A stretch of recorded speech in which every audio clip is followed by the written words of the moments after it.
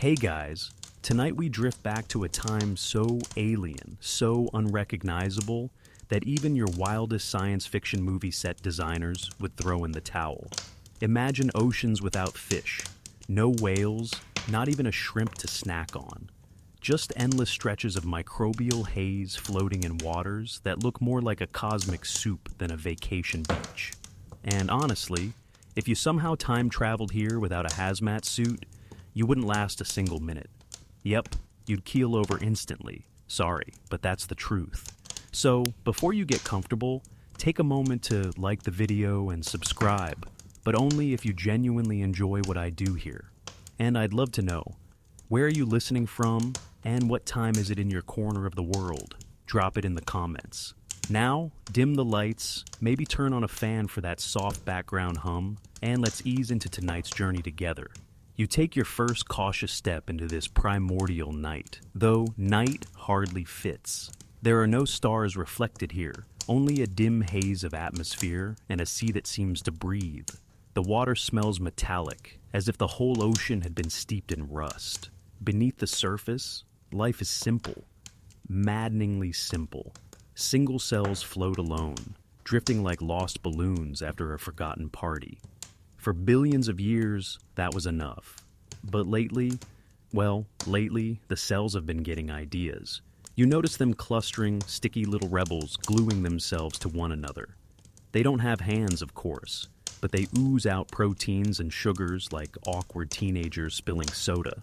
And somehow this muck makes them stick. Imagine amoebas exchanging phone numbers, except their version is way slimmer. There's safety in numbers. A lone cell is like a kid on the playground with no friends. Easy target. But in a group, they can huddle against danger, share a little protection, maybe even divide up the chores. Some focus on gobbling nutrients, others on shielding the group's edges. This isn't democracy. It's more like an accidental commune. Still, it works. As you watch, the ocean floor shifts under your feet. The world is restless. Volcanoes belch, currents swirl, and oxygen, a rare, intoxicating gift, is slowly seeping into the atmosphere. You taste it faintly on your tongue, metallic and sharp. For these cells, oxygen is like caffeine, dangerous in high doses, but irresistible in small ones. With it, they can fuel complexity, power tiny engines inside themselves, and maybe, just maybe, dream bigger than solitude. And of course, there's drama. Not every cell is on board with the team player lifestyle. Some drift off, preferring their quiet independence. Others try freeloading, hanging on to the group without really contributing. You can almost hear the squabbles and chemical whispers. I'm doing all the work here, versus chill, I'm just vibing. Yet, against the odds, clusters hold. Some grow larger, stretching into odd shapes, forming fragile sheets or hollow balls. When the tides shift and currents sweep, many scatter back into loneliness, but a few cling stubbornly. These are the pioneers, carving the first hesitant path towards something greater. And standing here, watching these cellular soap bubbles, you realize you're witnessing the dawn of multicellular life. Historians still argue whether it was driven by survival pressure, environmental shifts, or pure accident. Maybe all of the above. What's certain is that this tiny rebellion, the act of sticking together, will rewrite the story of Earth forever. So you lean closer, hearing the soft pop and fizz of microscopic conversations. They don't know it yet, but these little blobs are sketching the first blueprints for complexity, for creatures with organs, eyes, skeletons, even for you. You're still crouched at the shoreline of that strange, breathing sea, and the clusters of cells in front of you wobble like little balloons glued together at random angles. They don't look impressive, more like soap suds after a sloppy dishwashing session. But they carry a secret. Their stickiness isn't just chance, it's chemistry, a quiet trick written into their very walls. You watch as one cluster bumps into another. Instead of drifting apart, they cling, strands of sugary polymers stretching like bubble gum. It's messy, It's inefficient, and yet it works. Suddenly, instead of lonely wanderers, you see gangs of cells, blobs upon blobs. Some slide together so tightly they look like they're whispering secrets. If you had a microscope from your kitchen drawer, yes, the one next to the blunt scissors, you'd notice the proteins anchoring them, like microscopic Velcro. That stickiness brings perks. A solo cell floating in the dark is like a lone commuter in rush hour traffic, vulnerable, stressed, constantly honked at. But in a cluster, they gain strength. Waves don't scatter them so easily. Nutrients passing by can be trapped and shared, and predators, tiny, vicious grazers, find it harder to pick off individuals when the group is a solid, jiggly wall. Still, you smirk, because every community has its freeloaders. A few cells cling without pulling their weight. They don't absorb much, don't protect the group's edge. They just ride along. If this feels suspiciously like your group project back in school, you're not wrong. Some things never change, even at the dawn of time. But something deeper is happening. Cells start secreting signals, chemical murmurs that say, "Hey, stick here. Don't drift away." They can't talk, but these whispers keep the blobs from dissolving at the first push of a current.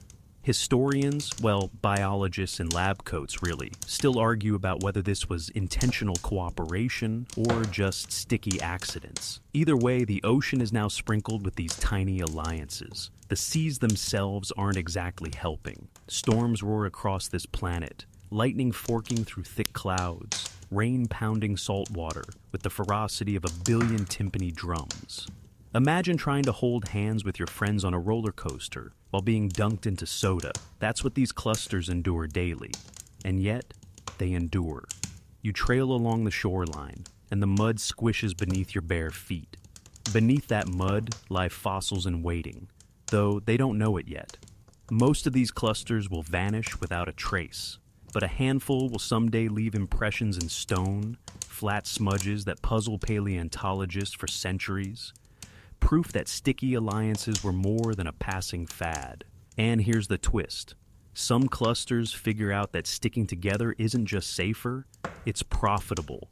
Cells near the edge of the group touch the outside world first, absorbing nutrients. Cells tucked inside are sheltered, maybe even resting. For the first time, a primitive division of labor begins to emerge. That's right, someone's washing the dishes while someone else does the cooking. They're not great at it yet, but hey, Rome wasn't built in a day, and neither were you. As you lean closer, waves slap your ankles, and the scent of brine and minerals fills your lungs. The ocean feels alive in a way your modern beach never could. Every sticky blob before you hums with possibility. They wobble, they stretch. Some tear apart and drift like confetti, but others hold on tighter. And you realize, with a chill, that this simple glue, this sticky alliance, is the quiet revolution. A microscopic mutiny against solitude. A soft beginning to a story that will someday lead to forests, tigers, skyscrapers, and yes, you sitting here in the dark, listening. The tide shifts, and with it, your gaze drifts back to the clusters wobbling in the water. At first glance, they look the same as yesterday, slimy, gelatinous gatherings of microscopic tenants. But tonight, as you lean in, something has changed. Inside those sticky spheres, cells are beginning to take on jobs. It starts small. Some cells near the edges grow tougher, hardening their walls like the bouncers outside a crowded club. They absorb the first hit when waves crash, shielding their more delicate neighbors. Others stay nestled in the center, focused purely on dividing and producing more cells, like tireless little factories. And a few take on the role of digesters, hoarding nutrients from the environment and breaking them down to share. Suddenly, you're not looking at a chaotic crowd. You're seeing the first office building in history. Nobody has a corner office yet, but the cubicles are forming. You step closer and imagine the conversations. Okay, I'll protect the outside. Cool, I'll make more of us. Fine, I'll handle lunch duty. It's laughably simple, but it's also genius. By dividing labor, the whole group survives better. One tiny sacrifice here, one little specialization there, and suddenly survival odds skyrocket. And here's the kicker. This isn't just convenience. It's survival of the stickiest. The ocean is ruthless. Single cells drifting alone are swallowed, dissolved, erased. But the blobs with teamwork, they endure, they spread. They become the trendsetters of the Precambrian era. Think of it like the world's first startup company, messy, chaotic, but with just enough synergy to keep the lights on. As you wander along the shore, a breeze laced with volcanic ash brushes your face. You cough, taste the bitterness, and realize this world is in constant upheaval. Storms churn the surface, while the deep remains an inky abyss. In these conditions, division of labor isn't just clever, it's essential. If every cell tried to do everything alone, they'd fail. By splitting roles, they buy themselves resilience. But don't get too sentimental. Even here, politics creep in. Some cells forget their jobs, reverting to freeloaders. Others get too aggressive, hoarding nutrients like selfish roommates hiding snacks under the bed. You chuckle, because you've seen this play out in human offices too. The struggle between cooperation and selfishness is as old as life itself. Still, amid the squabbles, innovation thrives. Some blobs develop hollow centers, like primitive stomachs, where food particles swirl and get shared. Others flatten into sheets, making it easier for edge cells to soak up light and minerals. Each new tweak is an experiment, and the ocean is the laboratory. Most fail spectacularly, dissolving back into the void. But a few cling to existence, passing their quirky designs forward, and you, the quiet observer, feel the weight of history pressing in. These aren't just blobs, they are blueprints. They're sketching the outlines of muscles, skin, and organs that don't exist yet. They are the whispers of every creature that will ever crawl, swim, or walk. Historians still debate whether this was cooperation born of necessity, or sheer chemical accident dressed up as teamwork. Maybe both. But tonight, as you watch the clusters pulse and shimmer in the dim light, you sense the truth. Complexity was inevitable. Once the first job was handed out, the chain reaction could never be stopped. The ocean hums around you. The blobs wobble like lanterns in the surf. And somewhere in the back of your mind, a quiet thought forms. This is the first hint of destiny. An invisible hand nudging cells toward the miracle of complexity. You wade a little deeper, the water cool against your calves, and the ocean whispers its restless song. All around you, the sticky clusters of cells keep experimenting with their newfound teamwork. And now, you notice the payoff. Survival here isn't just luck anymore, it's strategy. The single cells that once floated aimlessly are sitting ducks. Hungry grazers, tiny, almost invisible predators, zip past and gobble them like free samples at a supermarket. But the multicellular blobs, they're harder to swallow. Too big, too slippery, too much of a mouthful. It's like trying to eat an entire meatball in one bite while swimming laps. Good luck with that. And in groups, they can do things solo cells could only dream of. A cluster stretches like a pancake, soaking in sunlight across a wider surface. Another forms a hollow center, like a microscopic donut, catching nutrients as the tide rushes through. You can't help but grin. These are hacks, life's earliest cheat codes, and they're working. The perks go beyond feeding. Some blobs huddle tighter when danger looms, forming living shields. Others scatter into fragments that regroup later. Primitive escape tactics. You picture it as the world's first neighborhood watch, except the members don't have whistles, just slimy membranes. The environment itself seems to cheer them on. Oxygen levels are creeping upward, thanks to photosynthetic microbes pumping the atmosphere full of fresh air. You inhale, catching the faint metallic tang. For single cells, too much oxygen can be toxic. But for clusters, it's rocket fuel. With it, they power internal engines, mitochondria, tiny factories that let them do more, grow bigger, and maybe last longer than a fleeting tide. Of course, nothing comes free. Bigger bodies need more food. Sharing means arguments. And freeloaders, always freeloaders, still hitch rides without contributing. You can almost hear them sigh, "I'm conserving energy," while the others roll their metaphorical eyes. If cells could file HR complaints, these oceans would be clogged with paperwork. Yet somehow, the benefits outweigh the costs. Cooperation buys time, resilience, and most importantly, opportunity. For the first time in Earth's story, survival isn't just about dodging death. It's about thriving, adapting, testing boundaries. You crouch lower, the salt spray tickling your skin. In the bubbling shallows, you see clusters glowing faintly under moonlight, shimmering like living pearls. They pulse in rhythm, each beat a promise that complexity is here to stay. Historians still argue whether this collective leap was sparked by environmental chaos, genetic accidents, or pure necessity. The truth is probably tangled in all three. But as you stand in the primordial surf, you sense something undeniable. Once life discovered the perks of community, it would never go back. And you can't resist a smirk.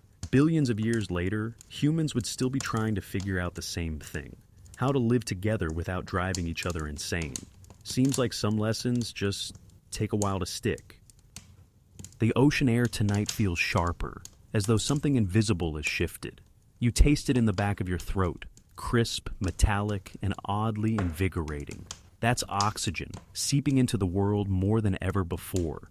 To you, it's just fresh air. To these early blobs of cells, it's nothing short of revolutionary. For billions of years, life got by without it. Single cells survived on chemical scraps, eking out energy the slow, inefficient way, like trying to power a city with AA batteries. But now, thanks to the tireless work of photosynthetic microbes pumping oxygen into the atmosphere, the game has changed. Suddenly, organisms can tap into a new kind of power source. It's as if the universe just handed out free espresso shots. You see it in the clusters around you. Some cells are jittery, almost glowing with new energy. They're running tiny internal engines, mitochondria, that thrive on oxygen. With every breath of this new atmosphere, their world expands. They can grow larger, move faster, divide roles more efficiently. The ocean has become a training ground for complexity, and oxygen is the fuel.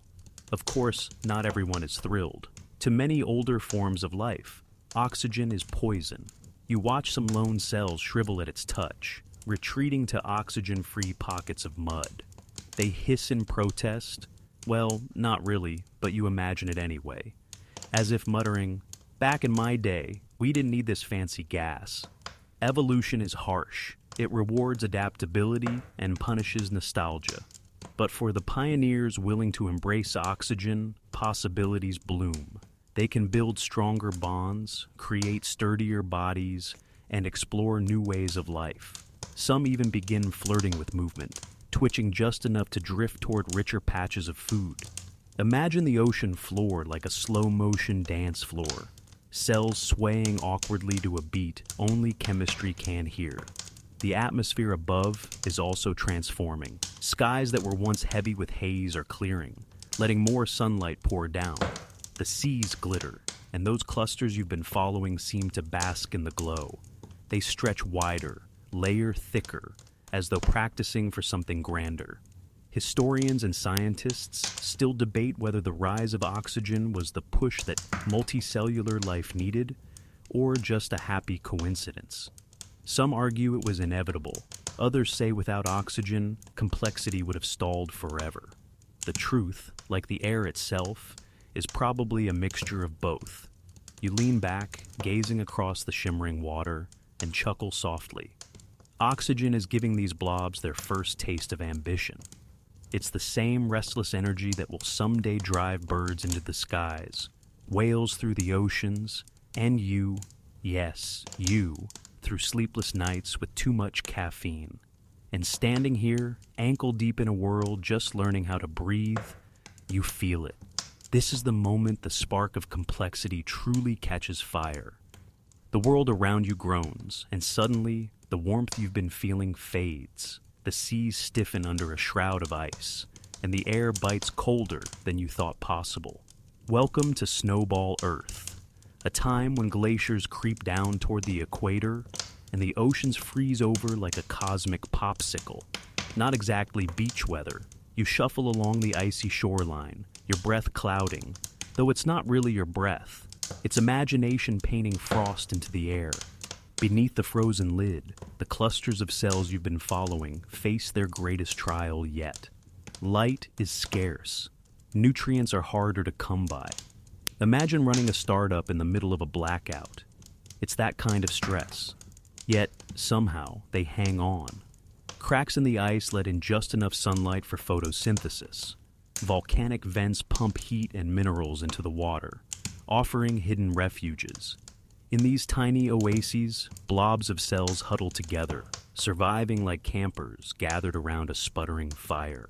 Some groups go dormant, slowing their internal processes to a crawl, as if hibernating through the frozen centuries. And centuries they are. Snowball Earth doesn't pass in weeks or even millennia. It lasts millions of years. The oceans turn into enormous endurance tests.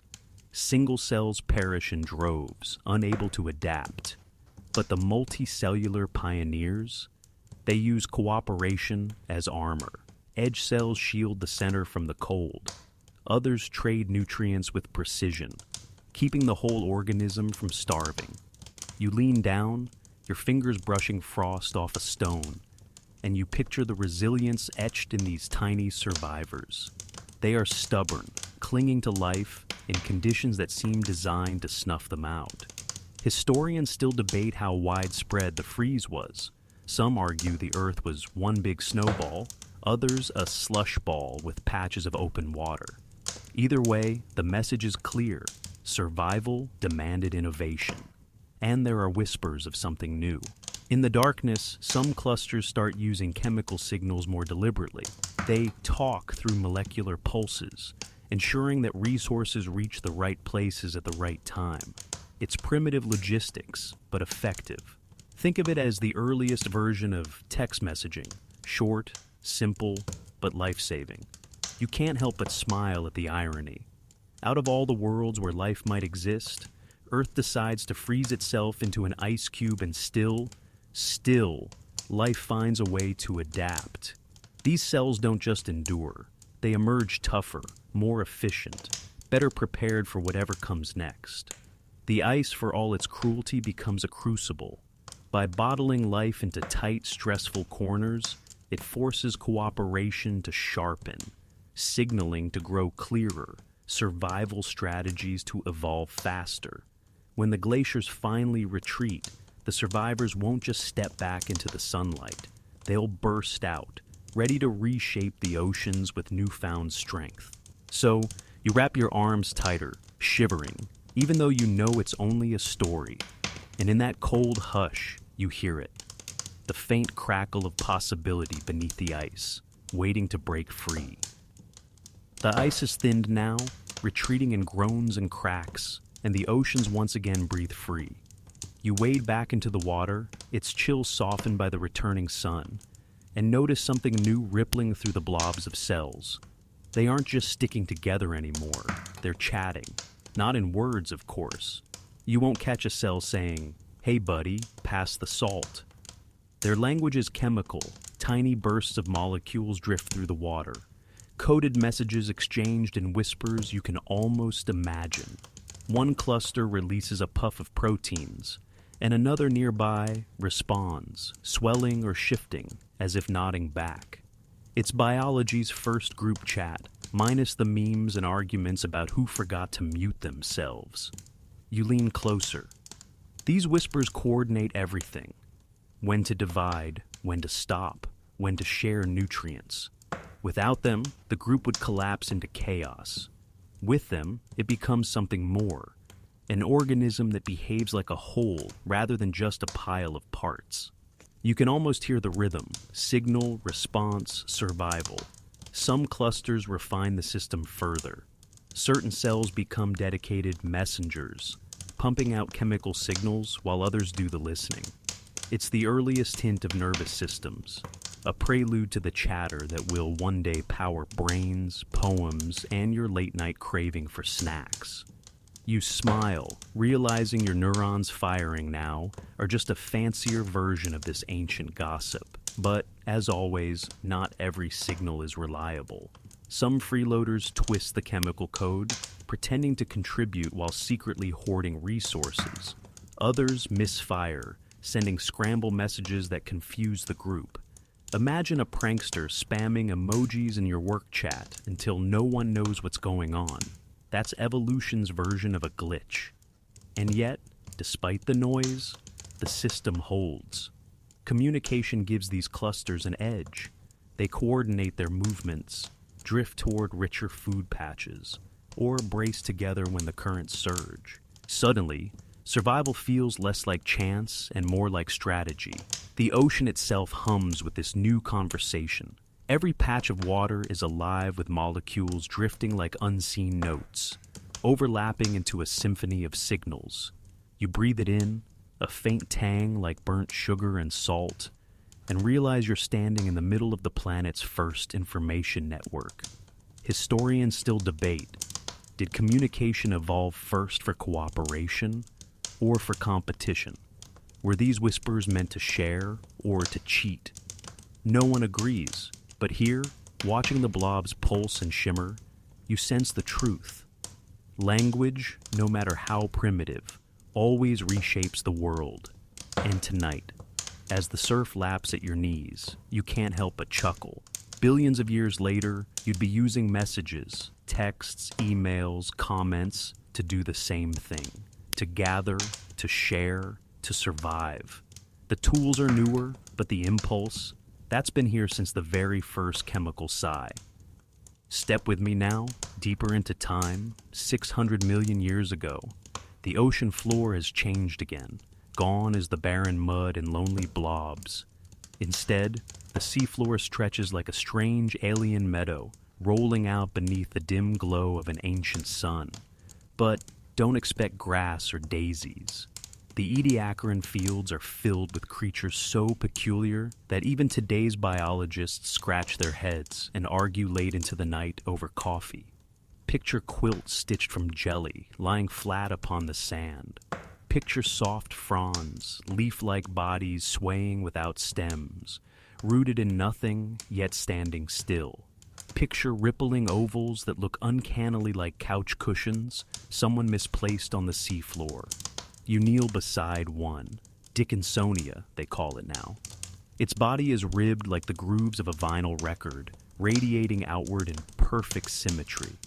Was it an animal, a fungus, something else entirely? Even the experts don't agree. It doesn't eat in any way you'd recognize. Instead, it may have absorbed nutrients directly from the microbial mats carpeting the seabed, the way a sponge drinks up spilled wine. Nearby stands Charniodiscus, tall and fern-like, rooted in the mud. Its frond sways with the currents as if trying to photosynthesize like a plant, though it is not a plant at all. And then there's Sprigina, worm-like with a faint head, perhaps an ancestor of creatures yet to come, perhaps only a dead end. Each one is an evolutionary experiment, a strange draft in nature's long manuscript. You wander through this alien garden in awe. Nothing here has bones or shells or teeth. They are soft, ephemeral, more like dreams than animals. And perhaps that is why they rarely fossilized, leaving behind only faint impressions pressed into stone, like shadows of ghosts. The strangest part? This meadow is quiet. No snapping jaws, no frantic chases, no sudden ambushes. Predation, the ruthless dance of hunter and prey, has not yet arrived. For now, life sprawls peacefully across the seabed, basking in nutrients drifting on currents, spreading slowly, silently. It feels almost like walking through a cathedral, vast and solemn, with creatures frozen in contemplative stillness. And yet, you sense the stillness will not last. Already whispers of change ripple through the water. Some bodies grow more complex, edges sharper, movements quicker. Something is stirring beneath the quilts and fronds, something restless. The age of soft quilts will someday give way to teeth, shells, eyes, warriors of evolution. But for this moment, here in the Ediacaran fields, the earth holds its breath. You stand surrounded by forms so alien that even your imagination strains to name them, and you realize this was the planet's first great garden of animals, fragile, mysterious, beautiful. The silence doesn't last. One morning, though morning is a laughable word when the sun and atmosphere are nothing like the ones you know, you sense it. The ocean has shifted. The quilted fields of the Ediacaran fade, and in their place, the world erupts into motion. The Cambrian explosion is not an explosion of fire, but of form. It's as if nature threw open her sketchbook and decided, you know what? Let's try everything at once. Suddenly bodies sprout shells, eyes gleam for the first time, and limbs slice through the water like sharpened scissors. Complexity surges forward in a geological blink. 10, maybe 20 million years. A mere instant compared to the billions that came before. You swim through this fevered dreamscape, and it's overwhelming. Creatures dart in every direction, like rush hour traffic without a single red light. Over there, Anomalocaris, the terror of its age, slicing the water with swimming lobes, its circular mouth bristling with plates like a nightmare pineapple slicer. It lunges at trilobites, the tiny armored scuttlers who've just invented the art of rolling into a ball when danger strikes. Eyes are everywhere. Compound eyes, simple eyes, stalked eyes. Evolution suddenly becomes obsessed with vision, as if the ocean itself turned on the lights. With sight comes hunting, with hunting comes fear, and with fear, speed, armor, clever tricks. You can almost hear the evolutionary arms race clanging like blacksmiths forging new weapons day after day. What's strangest is not just the ferocity, but the diversity. Worms bristle with spines, shrimp-like bodies wear armor, and some organisms seem like doodles drawn in the margins of biology. Five-eyed Opabinia waves its flexible trunk like a vacuum hose. Hallucigenia crawls on absurd spindly legs, spines sticking from its back as if someone glued a porcupine to a pipe cleaner. Paleontologists once mounted it upside down and backwards, which, frankly, seems like the correct way to honor its chaos. And through it all, the trilobites thrive. Their hard shells clink and scrape, a soundless percussion against the seafloor. They are the ultimate survivors, mass-producing themselves into the millions. Imagine cockroaches in armor, but somehow cuter. They march, burrow, swim, and spread across the globe as if they own the place. You drift among this surge of life and feel dizzy. For billions of years, life clung to simplicity, patient, unhurried. Then, boom, it accelerates like a gamer hitting the fast-forward button. Scientists still argue, was it oxygen levels finally high enough to support bigger bodies? Was it the invention of predation, forcing everything to get faster and tougher? Or maybe life just got bored and decided to go wild. Whatever the reason, here it is. The Cambrian, nature's grand unveiling, and the ocean hums with vitality. Everywhere you look, something new wiggles, swims, bites, or hides. It is chaos, it is beauty, and it is the beginning of the complex tree of life that, millions of years later, you will inherit. You've barely caught your breath from the Cambrian carnival when the stakes rise again. The ocean is no longer just crowded, it's dangerous. For the first time in Earth's history, life has a brand new invention, the predator. Predation sounds obvious to you now. Something hunts, something runs. But before this, nothing really chased. Creatures sat, absorbed, filtered, or grazed like eternal buffet-goers. Then along came eyes, muscles, armor, and suddenly, dinner started running away. You float above the seabed, watching trilobites scatter like coins spilled on the floor. From the shadows glides Anomalocaris again, that infamous monster of the Cambrian. Its eyes bulge with thousands of lenses. Its arms curl forward like serrated chopsticks, snatching prey with alarming precision. If you were a trilobite, you'd be toast, unless you perfected the art of curling into a defensive ball.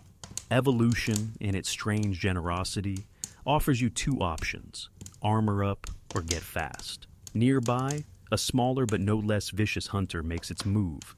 Primitive worms with sharp jaws burrow and lunge, ambushing unsuspecting grazers. Their teeth are simple cones, but compared to the soft, squishy world that came before, they're weapons of mass disruption. Imagine going from a pillow fight to a knife fight overnight. That's the Cambrian for you. With predators rising, the entire ecosystem reshapes.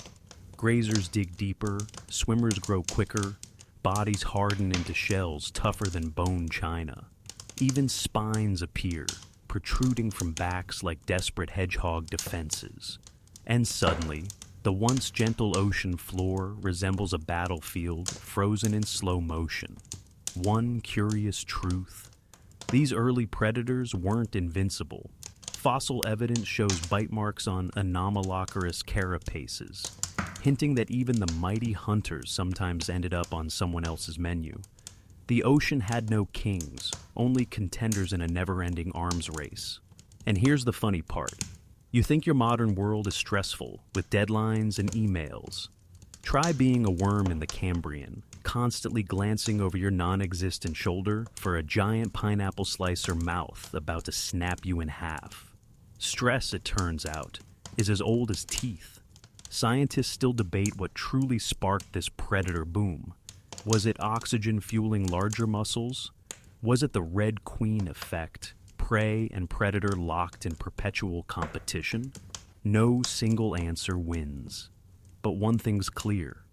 Once predators entered the stage, there was no going back. The ocean had tasted the thrill of the chase, and the script of evolution forever changed. You drift higher, watching the drama unfold.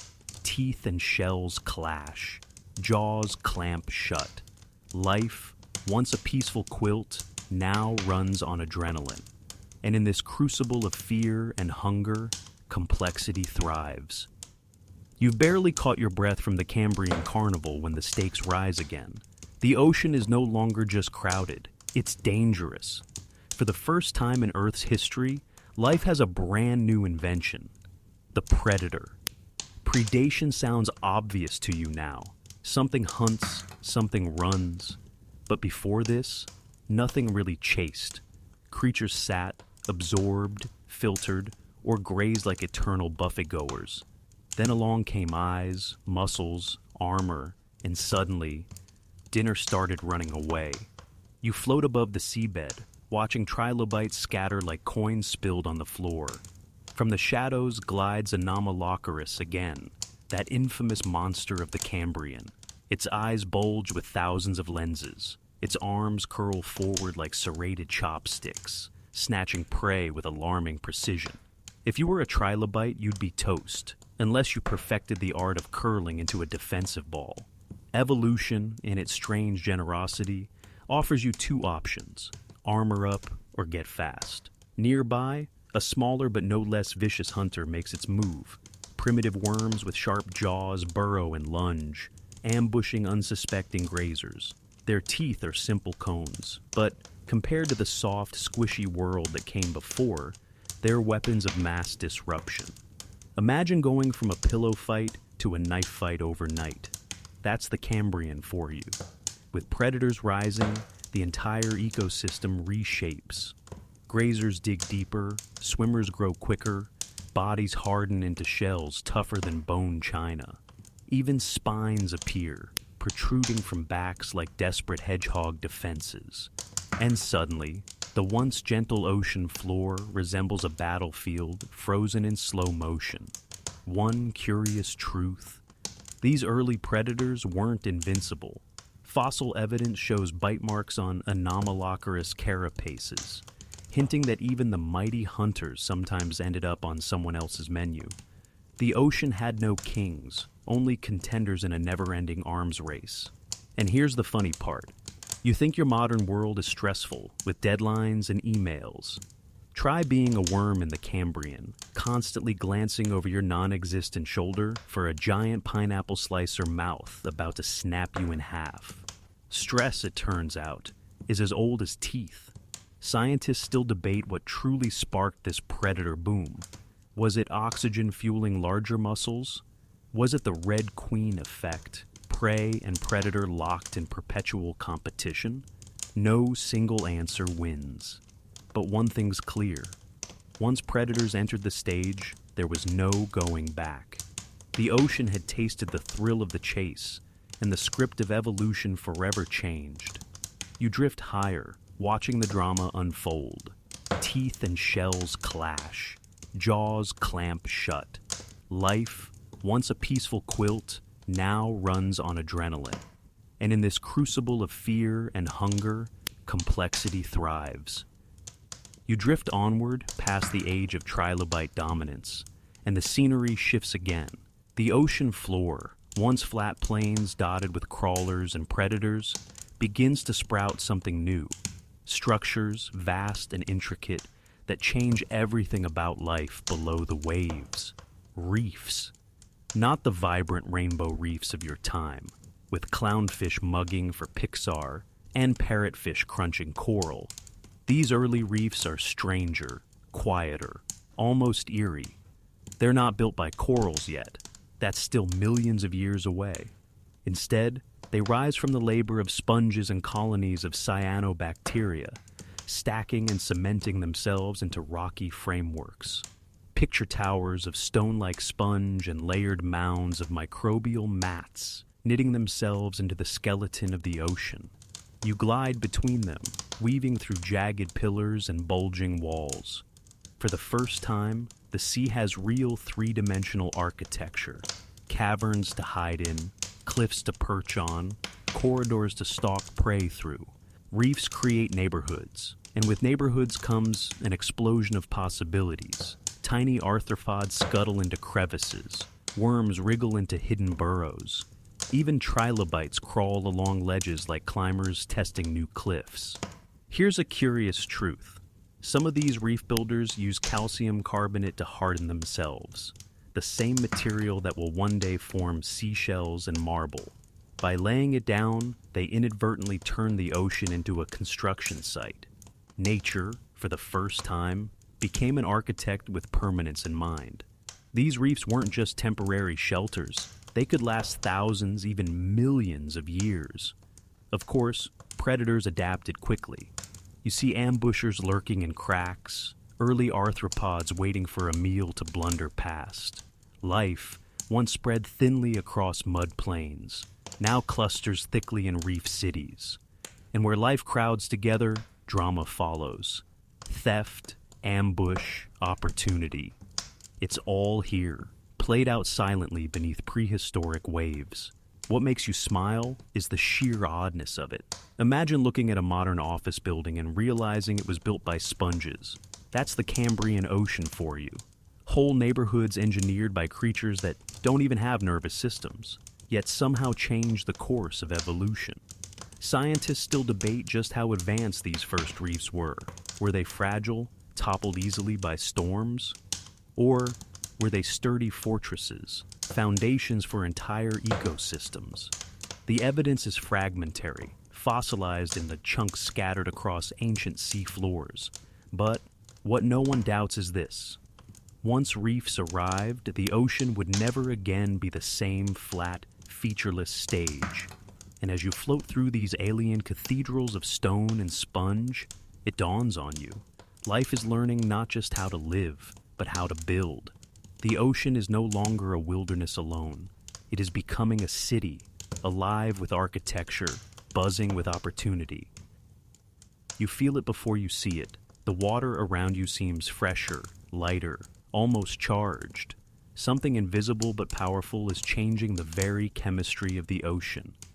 Oxygen, not the trickle that sustained the Ediacaran quilts, not the modest boost of the early Cambrian, but a surge. A planetary deep breath. It happens in pulses, spread across millions of years. Volcanoes reshape continents, rivers pour minerals into the seas, and photosynthetic microbes churn sunlight into oxygen like tiny green factories. The result? Oceans richer in life's most precious fuel. For you, it's background, every breath you take for granted. For these ancient creatures, it's the equivalent of plugging evolution into a wall socket. With more oxygen comes bigger bodies, faster metabolisms, sharper reflexes. Predators grow hungrier, prey grows cleverer, and both grow tougher. What once was a game of sluggish ambush now becomes a blur of darting swimmers, armored scuttlers, and organisms with energy to spare. You watch trilobites skitter faster than before, their crystal eyes gleaming, while worm-like predators twist and lunge with new vigor. Here's the twist. Oxygen isn't evenly spread. Deeper waters often remain dark and anoxic, dead zones where only bacteria thrive. But along the coasts and shallows, where sunlight pours down and algae bloom, oxygen builds like a storm. It creates hotspots of evolution, pockets of innovation, miniature worlds where life experiments with form. If you wander too deep, you'd suffocate instantly. If you stay in the shallows, you'd feel the buzz of oxygen coursing through every gill, every primitive lung. Scientists still debate whether it was oxygen that caused the Cambrian explosion, or whether it was just one of many ingredients. But what they do agree on is that these surges tipped the balance. Without oxygen rising, complex tissues would collapse, muscles wouldn't twitch, eyes wouldn't focus. In a way, the very act of hunting, swimming, or escaping owes itself to this unseen chemical revolution. And, of course, it's not without chaos. Algal blooms spread, feeding frenzies erupt. And when those blooms die, they sometimes strip oxygen away, leaving patches of lifeless water. Imagine the ancient ocean as a patchwork quilt of feast and famine, where one reef thrives in oxygen-rich glory, while another just a mile away gasps in silence. You hover in this charged water, feeling the hum of potential. Oxygen is invisible, but you can sense its power in the speed of fins around you, the shimmer of shells, the sudden agility in bodies that once seemed sluggish. The planet has breathed deeper, and in that breath, life has found the fuel to run wild. The ocean, already bursting with trilobites, sponges, and predators, is about to welcome a new cast of characters. At first, they don't look like much. Slivers of flesh, tiny swimmers, barely noticeable among the armored crowds. But hidden within them is a secret blueprint that will one day shape you. Vertebrates. You spot one darting past, no longer than your pinky. Heikuichthys. Its body is delicate, translucent, shaped like a tiny fish with faint eyes and a tail fin that flickers like a ribbon. What sets it apart isn't what you can see, but what lies inside, something rigid, a notochord, the ancestor of your backbone. While trilobites trust armor, these fragile pioneers trust flexibility. It's like trading a brick wall for a bendy spring. Nearby glides Milocunmingia, another tiny swimmer. Its head region holds the earliest whispers of a skull. Primitive muscles ripple along its body, letting it move with surprising grace. In a sea of armored scuttlers and spiny oddities, these newcomers cut through the water like sleek prototypes, built for speed rather than defense. They don't roar, they don't bite with jaws. Those will come later. But they can move in ways their stiff-bodied neighbors cannot. Evolution seems to be experimenting with a new strategy. Agility over armor, internal support over external plating. It looks fragile now, but it's the start of a dynasty that will give rise to sharks, dinosaurs, birds, and, yes, you. The funny part? These early vertebrates are so small that most predators barely notice them. They slip between trilobite legs, vanish into cracks, dash into currents too swift for bulkier creatures. Sometimes the best survival strategy isn't strength, it's obscurity. You can almost hear them whisper, "Don't mind me, just rehearsing for world domination in a few 100 million years." Scientists still argue about their exact features. Did they have gill pouches like fish? Did they already carry the genetic seeds of jaws? The fossils are smudges in stone, like sketches left in the margins of evolution's notebook. But even in their blur, they reveal enough. The vertebrate line has begun. As you drift among them, you realize something profound. The trilobites may rule now, the predators may terrify. But it is these tiny, almost invisible pioneers that hold the future. They don't know it yet, of course. For now, they're just trying not to get eaten. But the quiet flick of their tails sends ripples that will eventually shape the course of every mammal, bird, and fish to come, including you. You drift through the waters, watching those tiny, delicate vertebrates flicker around you like silver threads. They've already made the bold leap to internal skeletons, but now evolution sharpens its tools even further. Teeth, jaws. The ocean is about to get a lot more dangerous. At first, jaws are humble things, mere bars of cartilage that snap open and shut. But compared to the passive filter feeding of earlier days, they're revolutionary. Imagine going from sipping soup with a straw to wielding a pair of kitchen shears. Suddenly, vertebrates don't just drift and nibble. They hunt, they bite, they tear. You catch sight of placoderms, some of the first jawed fishes. Their bodies are encased in bony plates, like armored tanks with mouths. They look clunky, sure, but when those jaws snap shut, they can crush through shells and carapaces with terrifying ease. Trilobites, once kings of the seafloor, now find themselves cracked open like ancient fortune cookies. But not all jawed fish go for brute force. Some, like the early acanthodians, nicknamed spiny sharks, opt for speed and agility. Sleek, finned, bristling with defensive spines, they dart through the water with jaws quick enough to snatch prey mid-swim. They're not true sharks yet, but you can see the outlines of what's coming. Streamlined predators built for the chase. Here's the strange twist. Jaws didn't evolve for biting at all. Scientists suspect they began as gill supports, structures to help pump water and filter food. Over time, they got co-opted, remodeled, weaponized. A piece of plumbing transformed into a weapon, nature's version of repurposing spare parts. You float amid the chaos and realize how much this one innovation reshapes the ocean. Suddenly, being small and soft isn't safe anymore. Early vertebrates without armor, gone in a snap. Sponges, worms, mollusks, all find themselves under new pressure. Reefs, once peaceful havens, now ring with the silent tension of predator and prey, and the arms race only escalates. Prey species grow thicker shells, spines, poisons. Predators develop stronger jaws, sharper teeth, faster strikes. For the first time in history, the ocean hums with the soundless crunch of one creature cracking open another. It's grisly, yes, but it's also the engine of progress.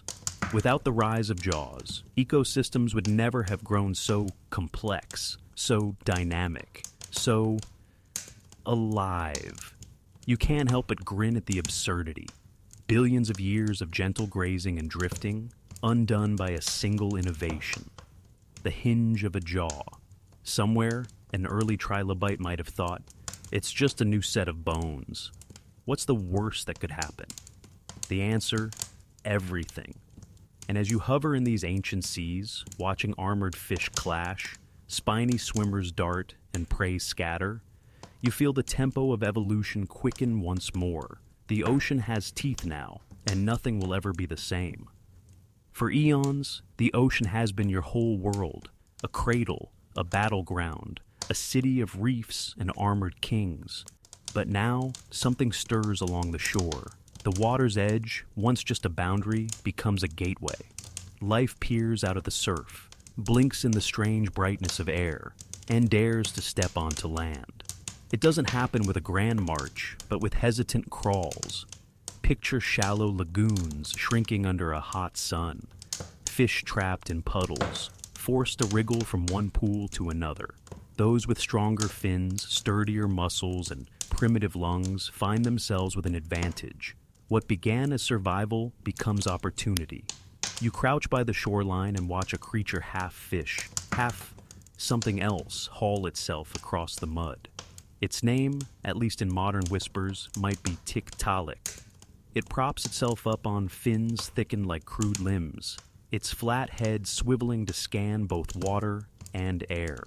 For the first time, a vertebrate looks around on land and thinks, or at least gapes. So this is new. Insects and primitive plants are already there, waiting. Mosses and early vascular greenery creep across the damp soil, painting the coast with green fuzz. Arthropods skitter, armored like their ocean cousins but now breathing air. The first true ecosystems on land are sparse, humble, but they're there, beckoning pioneers from the sea. Here's a curious fact. Lungs weren't invented just for land. Many ancient fish had them already, tucked away as adaptations for low oxygen waters. But now, those lungs prove to be passports. With each gulp of air, the impossible becomes possible. Vertebrates exploring a world without gills. The risks are enormous. Gravity, for one. No longer does water hold you up. Every step is a wrestle with your own weight. Drying out is another. Skin cracks, eyes sting, bodies dehydrate. Yet the rewards are dazzling. Untapped food sources, empty niches, a whole planet without jaws snapping from behind. Scientists still argue about the exact sequence. Was it shallow-dwelling fish escaping predators? Or fish chasing insects onto muddy banks? Perhaps both. But the outcome is clear. The boundary is crossed. Fins are becoming legs. Gills are giving way to lungs. The ocean's monopoly is breaking. You stand at the shoreline, the surf washing against your ankles, and you realize you're watching one of the boldest moves in the history of life. From now on, the story will stretch not only through the waves, but across continents, into forests, deserts, and skies. And though the sea still roars behind you, full of trilobites, armored fish, and reefs, you feel it. A new chapter has begun. Life has left the water, and the world will never look the same. You follow those first vertebrate pioneers onto land, and at first the landscape feels quiet. Green fuzz, shallow-rooted plants, the faint scuttle of early arthropods. But time winds forward, and suddenly the air above you buzzes, hums, rattles. The land is no longer silent. It belongs to insects. And not the kind you swat away on a summer night. These are giants, dragonflies with wingspans wider than a hawk's glide overhead, their compound eyes glinting like stained glass. Millipedes as long as a car ripple across the forest floor, every segment moving in hypnotic waves. Even scorpions grow massive, their pincers big enough to crack bark. It feels like you've stumbled into a B-movie, except this is real, and it lasted for millions of years. Why so big? The answer, at least in part, is oxygen.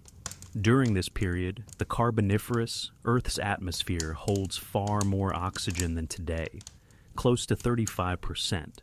Every breath is supercharged fuel, letting arthropods grow to colossal proportions. Insects don't have lungs. They rely on tiny tubes, spiracles, to diffuse oxygen into their bodies. More oxygen in the air means those tubes can support far larger creatures. It's like nature pressed the max size slider all the way up. The forests they inhabit are equally strange. Towering lycophytes and horsetails dominate, plants that look like monstrous cousins of ferns and mosses. Their roots sprawl shallow, their trunks hollow, yet they stretch skyward in green columns. Swamps spread between them, buzzing with life. This is Earth's first great rainforest, a swampy kingdom where amphibians croak from the shadows, insects whir overhead, and every log seems to crawl. You crouch beside a fallen tree and see it writhing. Termite-like insects chew through the soft wood, while centipedes coil in predatory patience. Above, a dragonfly the size of a gull darts down, snatching a smaller insect with such precision you'd swear it was piloted by radar. Predation has reached the skies, and the air hums with tension as much as with wings. Here's a quirky truth most people don't know. Some of these massive insects left such detailed fossils that we can still see the delicate tracery of their wings, like pressed flowers in stone. Whole pages of the fossil record shimmer with patterns that once caught the Carboniferous sun. Scientists still debate whether high oxygen alone explains their size, or if lack of flying predators. Birds won't appear for another 200 million years. Let them dominate unchecked. Whatever the case, this was their golden age, a time when insects ruled the skies, the swamps, and even the trees. You walk through this buzzing world, swatting at nothing, because here, you would be the small one. Imagine jogging through a forest only to have a dragonfly swoop past, wings thrumming like helicopter blades. Suddenly, that mosquito in your bedroom doesn't seem so bad, does it? And yet, even in their dominance, you sense it's temporary. The atmosphere will shift, the oxygen will drop, and giants will shrink. But for this slice of time, Earth belongs to them. The age of giant insects, where every flutter, crawl, and buzz reminds you that life never stops rewriting the rules. You wander deeper into this humid world, and the air thickens around you like warm soup. The ground squishes beneath your steps, every patch of soil more water than earth. You glance up, and for the first time in Earth's history, you find yourself surrounded by something that feels like a real forest. But it's not like the forests you know. These aren't oaks, maples, or pines.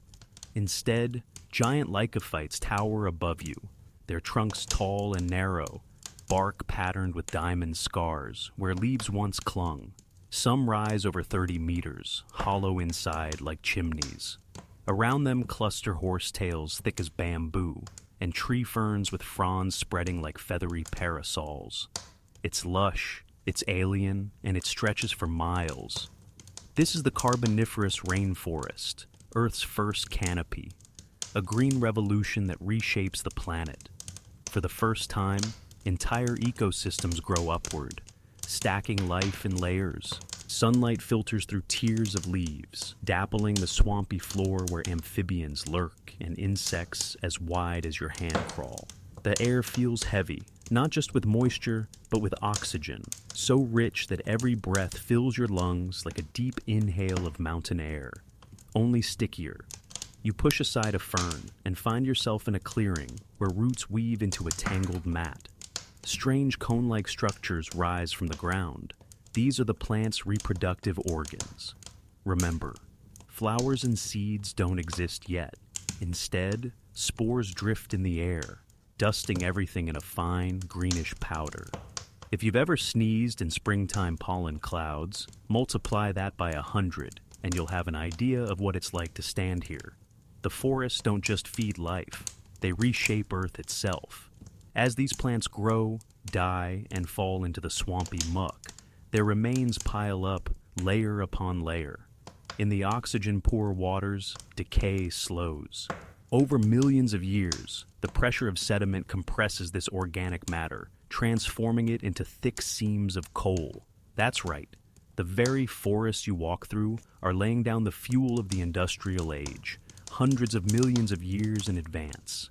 Every flicker of a coal-powered lamp, every steam engine chugging centuries later, traces its origins back to these first forests.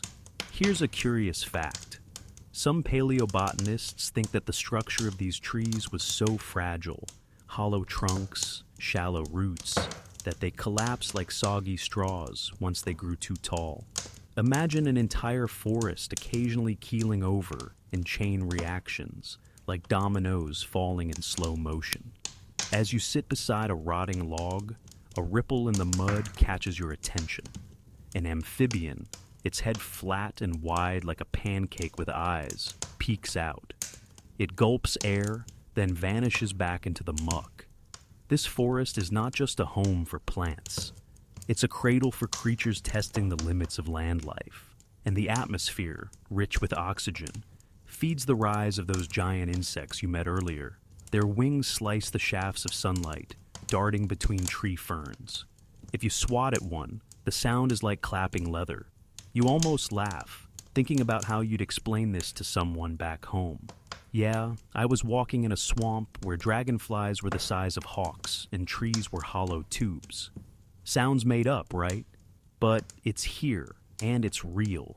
These forests are the lungs of an ancient earth, pumping oxygen into the sky, locking carbon into the ground, and shaping the course of life for eons.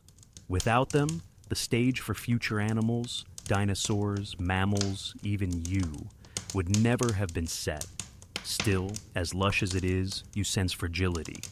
The balance of swamp and sky, of roots and rain, can't last forever.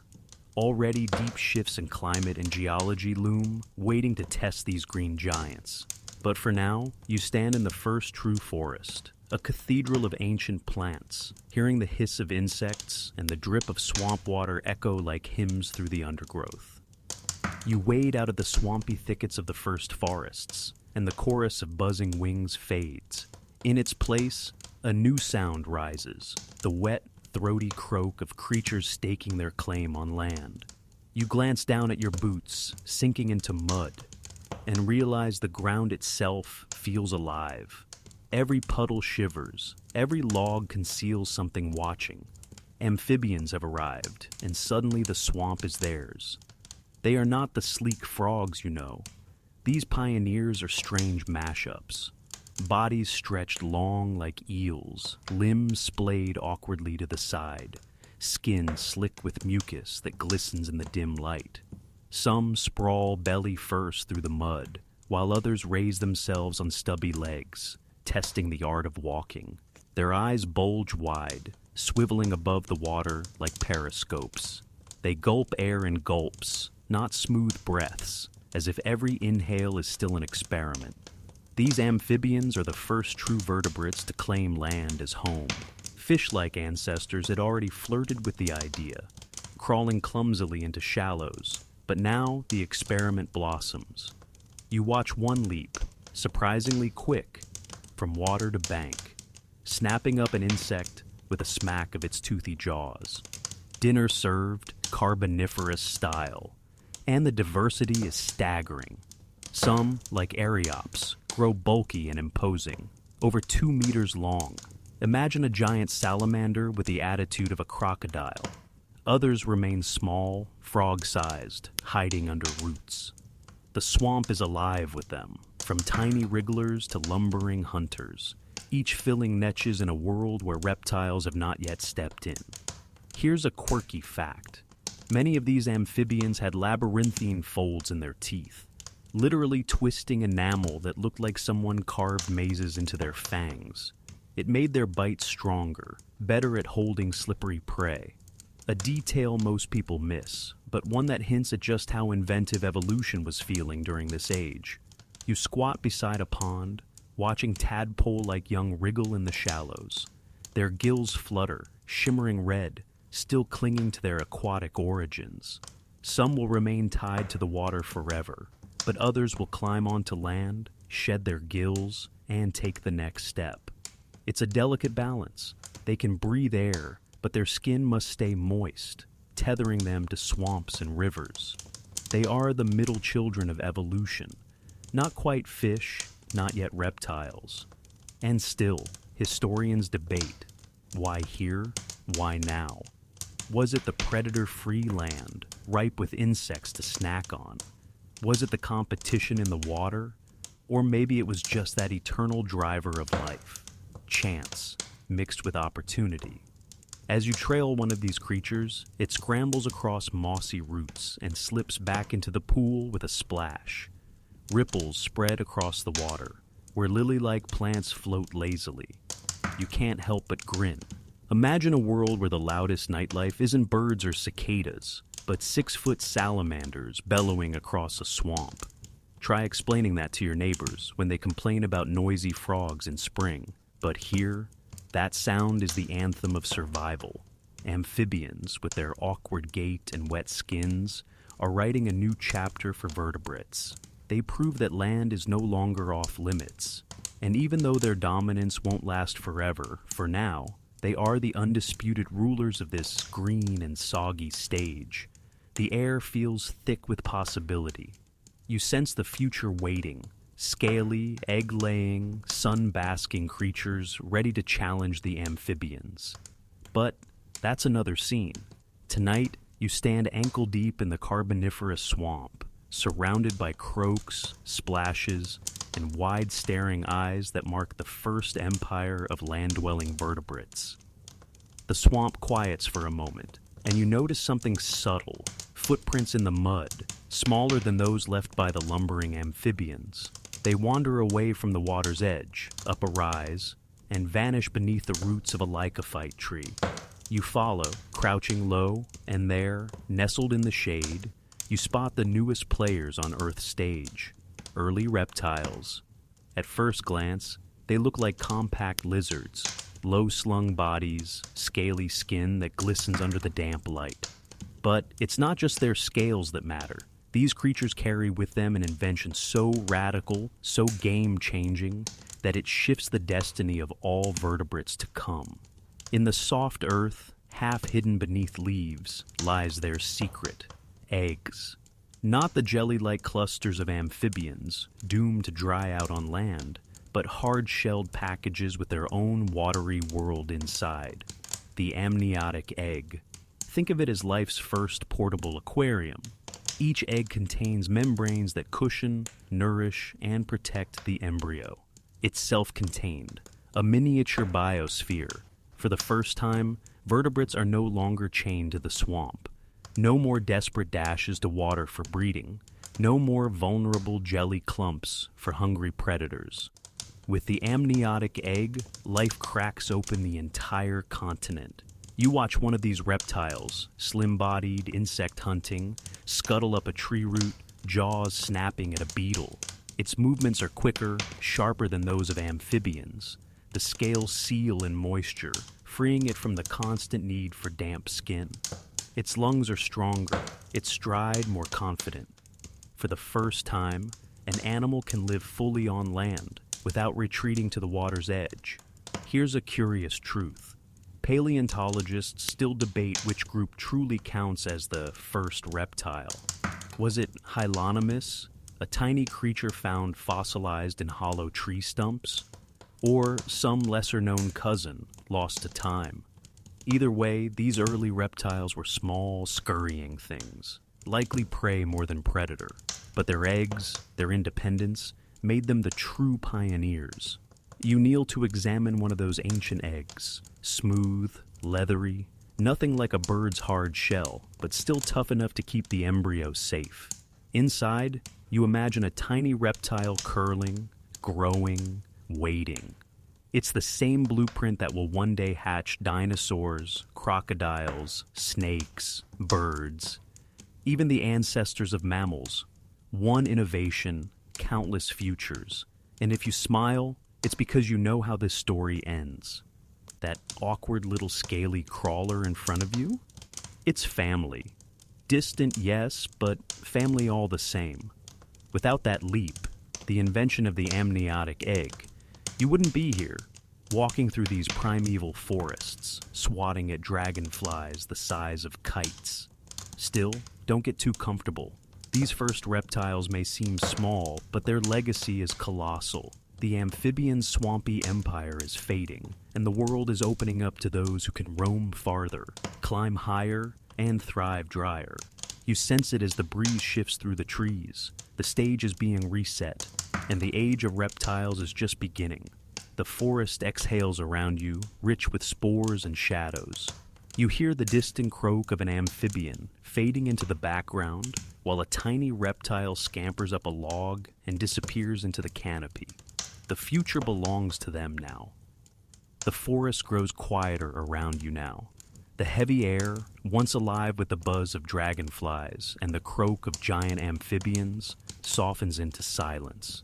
You take one last slow breath, and it feels as if the whole carboniferous world exhales with you. Ferns bending, shadows lengthening, life itself pausing in stillness. The reptiles, small and unassuming, vanish into the undergrowth, carrying with them the promise of all that will come after. You can almost trace the thread forward, weaving through deep time, dinosaurs rising and falling, mammals padding into the night, birds lifting into the skies, and, at the very far end of that line, you. But tonight, there is no rush.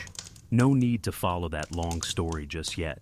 For now, you are here, wrapped in the quiet of ancient swamps, listening to the soft drip of water from mossy trunks, feeling the warmth of a world still new, still experimenting.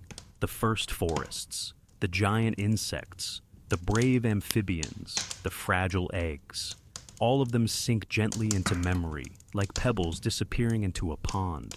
The images grow dimmer with each blink of your eyes. The forests fold into mist. The insects quiet their wings. Even the rippling pools smooth into glass, reflecting only the calmness of the night.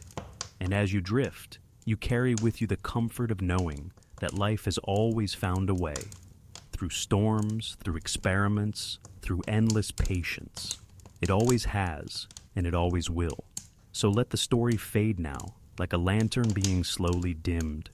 Let your breath settle into the same rhythm as the ancient Earth's heartbeat. And let sleep take you, gentle as the hush of leaves falling on still water.